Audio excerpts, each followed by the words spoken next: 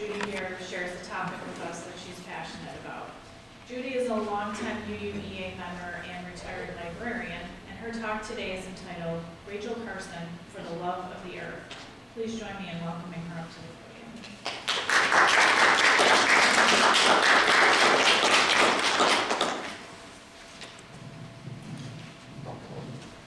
Thank you, Dory.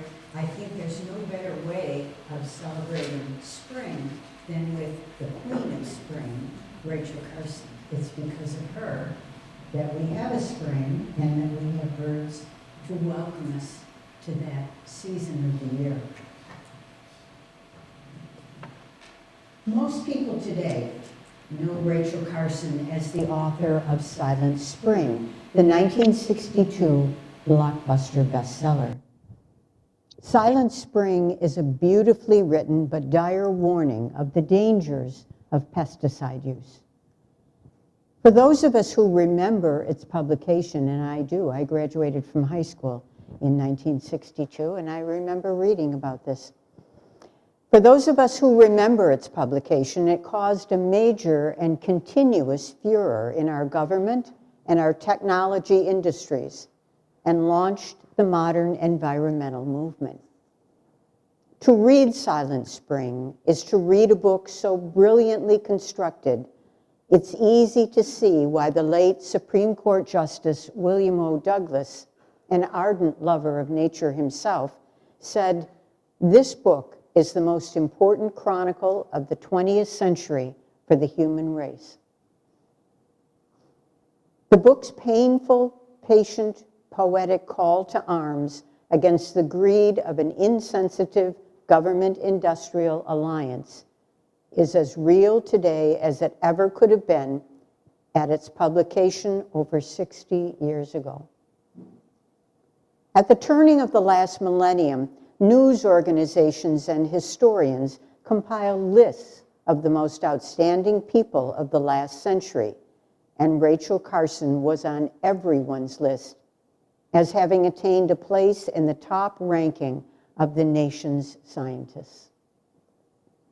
What made her scientific gifts at once unique and courageous were her skill as a writer, her impeccable precision with scientific facts, her deep and abiding love of nature, and that quality which her biographer described as her ferocious will. Rachel Carson needed every ounce of her ferocious will, not only to succeed professionally, but to survive and thrive personally. Beset with poor health most of her life, she was also burdened with a family which, although sporadically loving and often supportive of her work, was in endless turmoil and was frequently incapable of meeting their own financial obligations. Time and again, Rachel was the one who opened her home to siblings, parents, nieces, and a great-nephew, sacrificing her own health and precious work time to their welfare. Born in 1907, Rachel was the youngest of the 3 children of Maria and Robert Carson Sr. Her siblings, Marion and Robert Jr., were 10 and 8 years older than she. Maria Carson, Rachel's mother, was the daughter of a Presbyterian minister and was a cultured, well-educated woman. Her husband, Rachel's father, was a whimsical provider, and the family lived in near constant poverty in the rural area around Pittsburgh, Pennsylvania. Robert Carson's one possession was 65 acres of woods, which he hoped to develop and sell. Marion and Robert Jr. entered into bad marriages quite young, and Maria grew to dote more and more on her lonely, shy, intellectual youngest child, Rachel Louise, for comfort, intelligent discourse, and hope for the future. Maria was determined that Rachel would get an education that would prepare her for a professional career.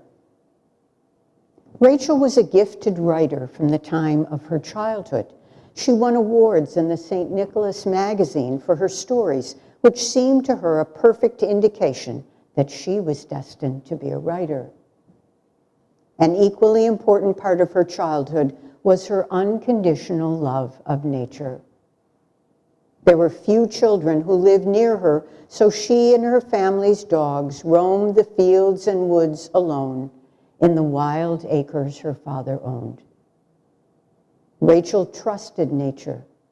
It was one of the few constants in her life, and the rhythm of the seasons, the beauty of the flora and fauna, the songs of the birds brought her a sense of joy that nothing else ever could.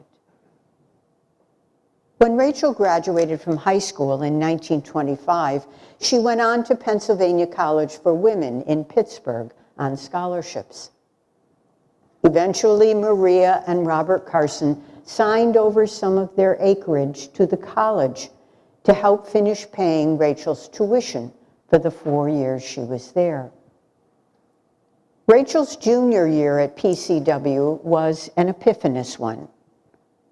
She had to take a biology class to fulfill her science requirement for the bachelor's degree and found that her lifelong love of the outdoors, stirred by this course, was a stronger pull on her psyche than her love of literature and writing. After agonizing for months, she changed her major from English to biology and thought at the time that she would be foregoing a writing career forever. Also contributing to her decision was her biology teacher, Mary Scott Skinker, a brilliant young woman whom Rachel adored and who remained a mentor to her for many years thereafter. The shift to a science major also caused a rift between Rachel and the college administration, especially the president of PCW, who felt that a career in science was not a proper vocation for a young lady. Rachel was one of 3 students to graduate magna cum laude in the PCW class of 1929. Although at this time, 2 weeks past her 22nd birthday, she had never seen the ocean. She had known for years that the study of the Earth's waters and their inhabitants was her destiny. Imagine, never seeing the ocean at age 22, yet knowing you were destined to be a marine biologist. Incredible. She later admitted that this was probably strange, but the love of marine biology was as real to her then as it could have been if she had grown up on the seashore. The summer after her graduation from PCW, her teacher, Mary Skinker, had arranged a 6-week study course for Rachel at the world-famous Marine Biological Laboratory at Woods Hole, Massachusetts. Rachel was to return happily to this facility many times in her life and find comfort again and again within its cocoon of learning and warm camaraderie. In the fall of 1929, Rachel entered Johns Hopkins University to work toward her master's degree in biology. She had been awarded a full tuition scholarship for her master's work, an honor which at the time was rarely bestowed on a woman. By the time she received her MA in 1932, her entire family, including her parents, her now divorced siblings, Marion and Robert Jr., and her sister's 2 daughters, Virginia and Margie, had all moved to Baltimore. Realizing that none of the adult members of her family was capable or willing to offer much financial support to her or to each other, Rachel knew she must get a job immediately and that her dreams of an academic career had to be abandoned. She left the doctoral program at Johns Hopkins in 1934 and began work with the U.S. Bureau of Fisheries in Washington. Rachel wasn't with the Bureau long before its director, Elmer Higgins, found that the writing skills, which she thought she'd cast aside for biology years before, were of inestimable value to the Bureau. It had a weekly radio broadcast and desperately needed a scriptwriter, someone who knew their fish and could communicate that knowledge in an interesting manner to the general public. Rachel was a perfect fit for the job. She also began writing articles for Washington area newspapers on nature topics, and they were very well received. It occurred to her then that the mesh of science and writing could be advantageous. I had given up writing forever, I thought, she recalled some years later. It never occurred to me that I was merely getting something to write about. Rachel needed something to write about, not only because it would satisfy her intellectually and give her joy that she could transmit her passion for the sea to others, but because she needed the money. Although she was advancing in her government work, she was not earning enough to support the several family members who depended on her, a pattern that was to repeat itself until the day she died. In 1937, her father and her sister both died within months of each other. She became the sole support of her mother and her two nieces. And it was at this point that she began shaping a book on the sea, which was later to be called Under the Sea Wind. She had a knack for making the natural world clear and intriguing for an increasingly urbanized populace. Influenced by her girlhood love of the stories of Beatrix Potter, she gave her creatures names, but was careful to be entirely accurate when depicting their lives in the wild. Rachel's books always had animals in them, all kinds of wild animals, and she would give these creatures names even though she was talking about their actual life. And it was right of her to take inspiration from Beatrix Potter, a legendary environmentalist in England. She's very well known for her environmental work, which she did the last few years of her life. Of course, we, and especially if we have been children in the past, and certainly if we have children, we know Beatrix Potter, Flopsy, Mopsy, Cottontail, and that mischievous brother of theirs, Peter, and their last name was Rabbit. Yes, all those little rabbit siblings. And Beatrix had all kinds of little mice and birds and all kinds of things that she wrote about so lovingly. And Beatrix became a force in England and is still very well known. In fact, the author, Linda Lear, who wrote this lovely book about Rachel Carson, also wrote a biography of Beatrix Potter because they both were wonderful fans of nature. The publication of Under the Sea Wind, which was Rachel's first book, in November of 1941, was quickly overshadowed by bigger news from Pearl Harbor. And although the book was critically well accepted, it languished in obscurity and was nearly forgotten until 1951, 10 years later. In that year, its author, Rachel, was suddenly made famous with the publication of her second book called The Sea Around Us, a remarkable volume worthy of the critical and popular acclaim which greeted its appearance in the book world. It won many awards and elevated its reserved author into the lofty ranks of the nation's finest writers.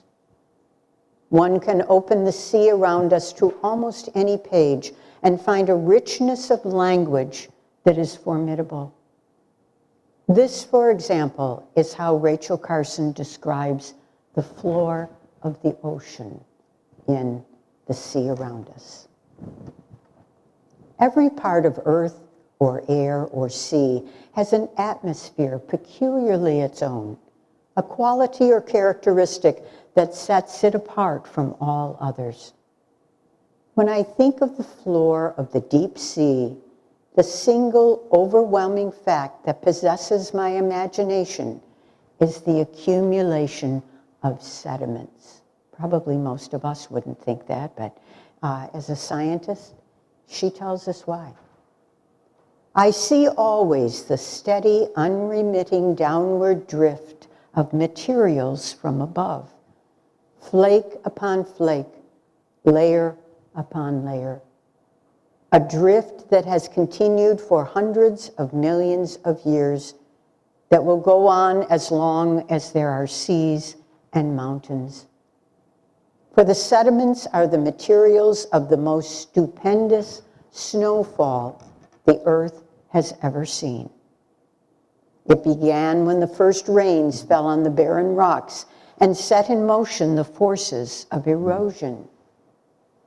It was accelerated when living creatures developed in the surface waters and the discarded little shells of lime or silica that had encased them in life began to drift downward to the bottom, silently, endlessly, with the deliberation of earth processes that can afford to be slow because they have so much time for completion. The accumulation of the sediments has proceeded. So little in a year,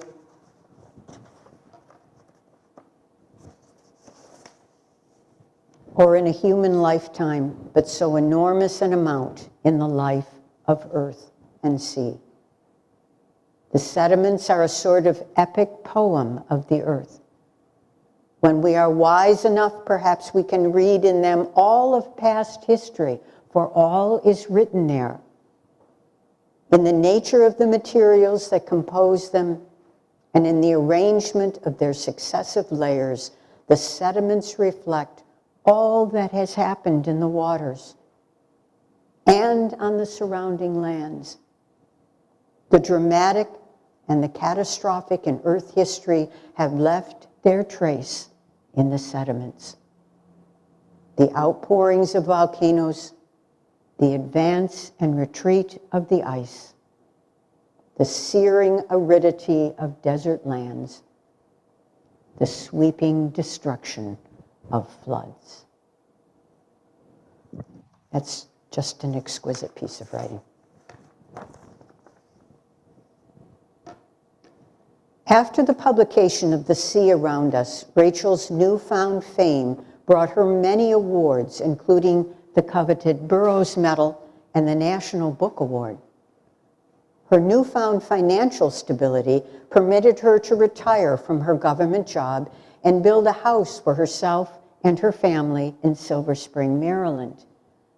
It also enabled her to build a cottage on Southport Island off the coast of Maine near Boothbay Harbor, where she hoped the accessibility of the sea and the woods would afford her the spiritual calm to continue her writing. In actual fact, she did little writing there, as she was increasingly beset with domestic responsibilities, including her mother's and niece Margie's failing health and the need of her as a caregiver. Southport's greatest gift to Rachel was that it was here in July 1953 that she met her greatest friend, Dorothy Freeman. Dorothy and her husband Stanley owned the cottage next to Rachel's, and the two women almost immediately struck up a partnership that could be the subject of many books and films. Their collected letters to each other have been published as a book. Fascinating. Suffice it to say, Dorothy's warm presence in Rachel's life sustained her through harrowing personal and professional crises throughout almost every day of the last 10 years of Rachel's life. Because of the fame and awards The Sea Around Us and its successor book, The Edge of the Sea, published in 1955, Rachel had name recognition and found she could speak out on issues she felt strongly about, and she'd be taken seriously by those in authority. Although she hated the fact that her privacy was compromised, she felt a responsibility to articulate her feelings on matters which she deemed of importance. According to her biographer, Rachel had been deeply concerned about the effect of pesticides on her beloved nature since 1938, when she was still employed by the Fish and Wildlife Service, into which the Bureau of Fisheries had evolved. She firmly believed that if harm came to any part of nature, it would come to all parts, including humanity, through the interconnectivity of the ecosystem. You can see why Rachel was a Unitarian at the end of her life. Everything was connected. It was this point that she wanted to make sure her readers understood. She was especially concerned to the point of fury at the corrupting influence of some people whose attitude toward nature was one of dominance, not interrelatedness.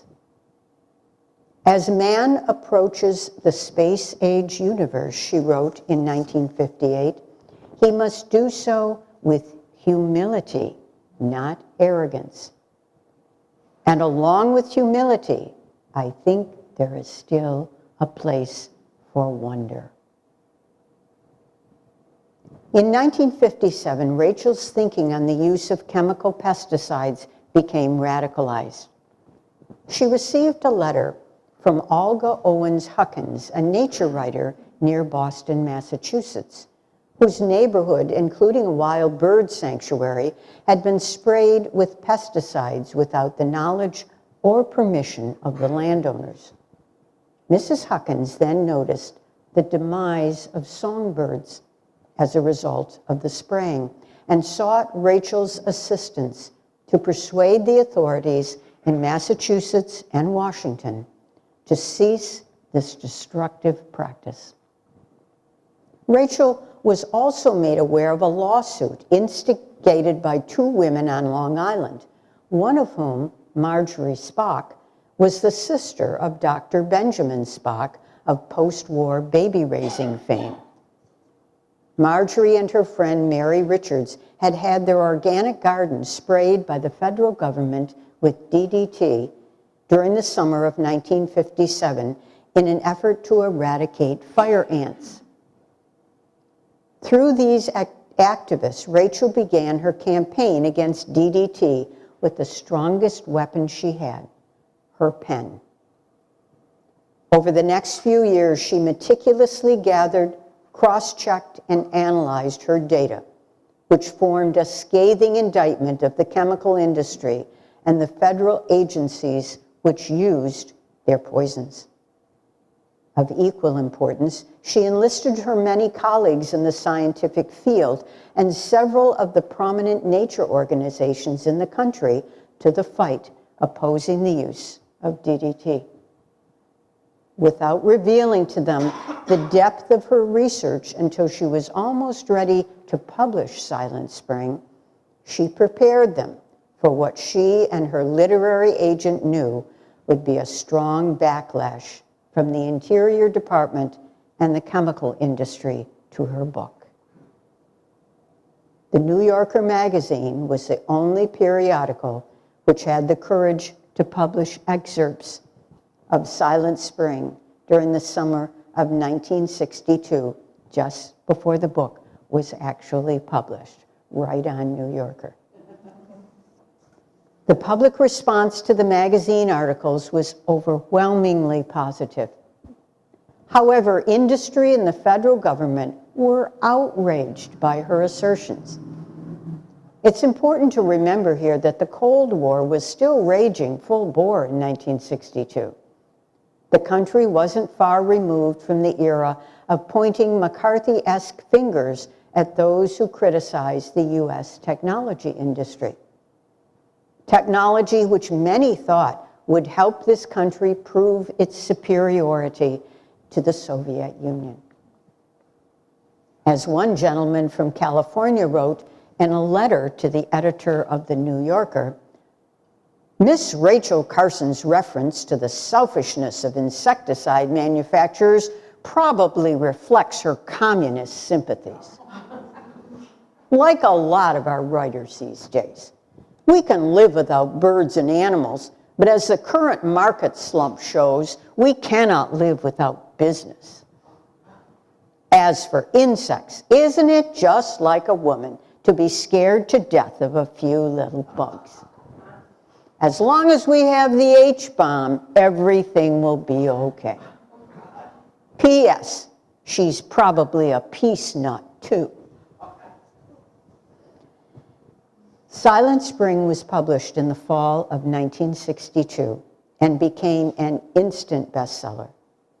The public was at last aroused concerning the dangers of rampant, unrestricted pesticide use, but the awakening did not come without a cost to its messenger. Not only did Rachel have to bear being referred to as an hysterical old maid and threatened with lawsuits by a panicked chemical industry, she also was suffering enormous personal crises. Her mother and her favorite niece, Margie, had both died in 1957, leaving Rachel to adopt Margie's son, Roger, who had been born out of wedlock in 1952. In 1960, Rachel had been diagnosed with breast cancer. Her surgeon, as was the custom of the time, had not told her that her cancer was terminal. She was to find this out many months later after it had metastasized. To continue her battle against the indiscriminate use of pesticides, she elected to keep her health problems private. The constant effort to appear cheerful and healthy during her many public appearances took all the contriving she could muster.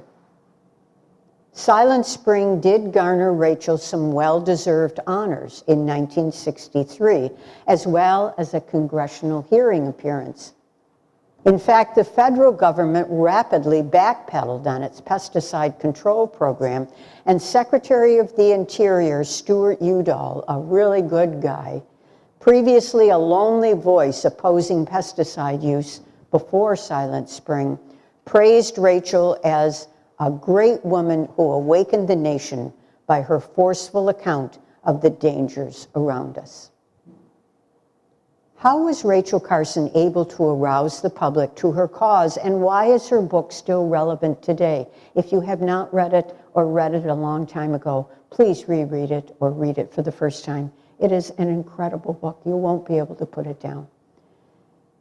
She knew that it wouldn't be enough to rail against the use of DDT in a belligerent way. And she also knew that reeling off scientific formulae would be almost impossible for the average person to understand, let alone contemplate. So she simply used the literary weapons she had employed in her previous books. She didn't preach, she told a story in a down-to-earth but highly poetic fashion. She told a story about what could happen in our world if DDT continued to be used, and why this would happen. She started her book with what she foresaw as the end result of humanity's greed for profits at the expense of the natural world. This result would be a season with no bird songs, literally a silent spring. This, for example, was how she began calling to our better natures right at the beginning of the book.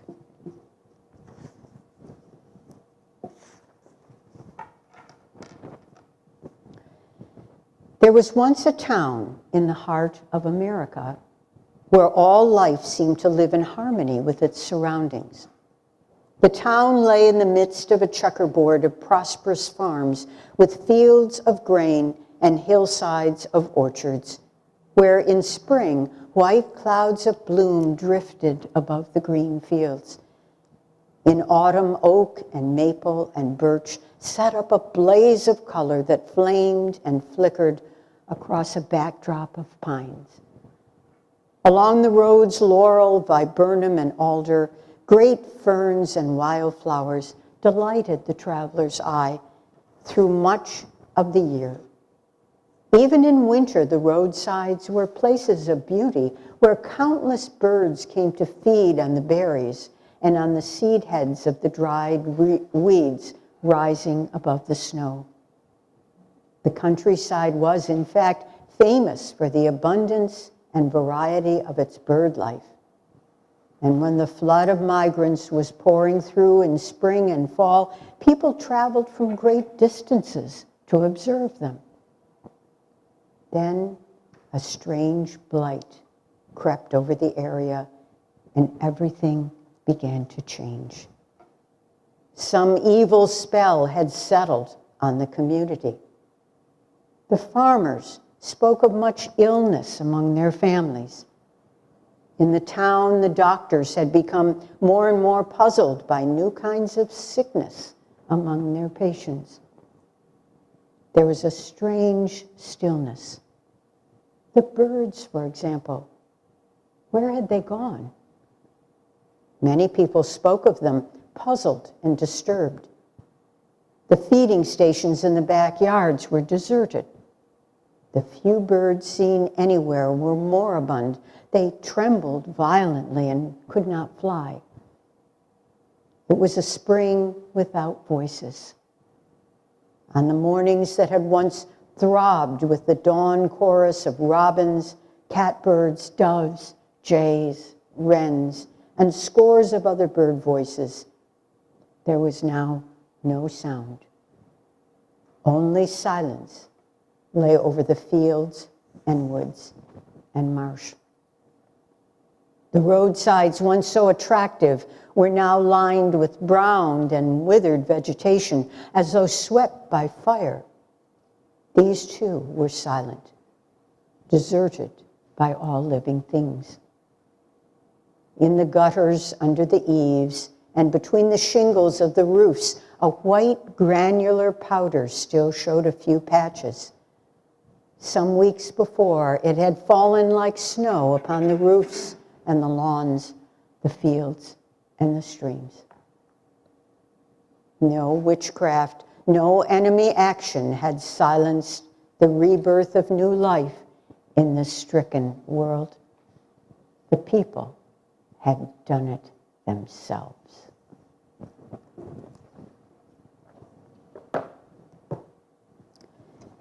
Rachel wove her text with a passionate appeal not only to see the destruction of various parts of nature, but to see the totality of our earthly resources and our place within that totality, not as master over it. In nature, she says, nothing exists alone. Then she gently chided the reader to join the battle, to save the soil, the seas, and plant and animal life by banning DDT.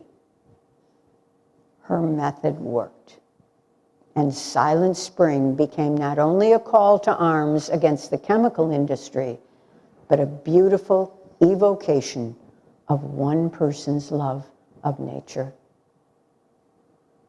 Although the book was a great success, Rachel's cancer progressed. With continued radiation treatments, she was able to gain enough strength to go to New York City in 1963 to receive the Audubon Medal and to be inducted into the American Academy of Arts and Letters.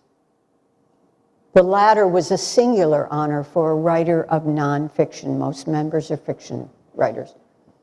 Also, the Academy was limited to 50 members, only 3 of whom were women at that time. The summer of 1963 was Rachel's last summer in her beloved Maine cottage. Stoically, she offered what little energy she had left to those who she knew would carry on her fight to establish the idea that living things and their environment were interrelated. She refused to let anything else interfere with her dwindling time with Dorothy and little Roger. At the end of that summer, she and Dorothy spent a morning at New Wagon Beach near their Southport homes, where they were surprised by a flock of monarch butterflies. In a note to Dorothy later that day, she eloquently expressed her belief in the acceptance of the final passage of life. "Dear one," she wrote, "this is a postscript to our morning at New Wagon, something I think I can write better than say. For me, it was one of the loveliest of the summer hours, and all the details will remain in my memory. That blue September sky, the sounds of wind in the spruces and surf on the rocks, the gulls busy with their foraging, alighting with deliberate grace, and distant views of Griffith's Head and Todd Point. But most of all, I shall remember the monarchs, that unhurried westward drift of one small winged form after another, each drawn by some invisible force. We talked a little about their migration, their life history. Did they return? We thought not. For most, at least, this was the closing journey of their lives. But it occurred to me this afternoon, remembering that it had been a happy spectacle, that we had felt no sadness when we spoke of the fact that there would be no return. And rightly, for when any living thing has come to the end of its life cycle, we accept that end as natural. For the monarch, that cycle is measured in a known span of months. For ourselves, the measure is something else, the span of which we cannot know. But the thought is the same. When that intangible cycle has run its course, it is a natural and not unhappy thing that a life comes to its end. That is what those brightly fluttering bits of life taught me this morning. I found a deep happiness in it, and so I hope may you.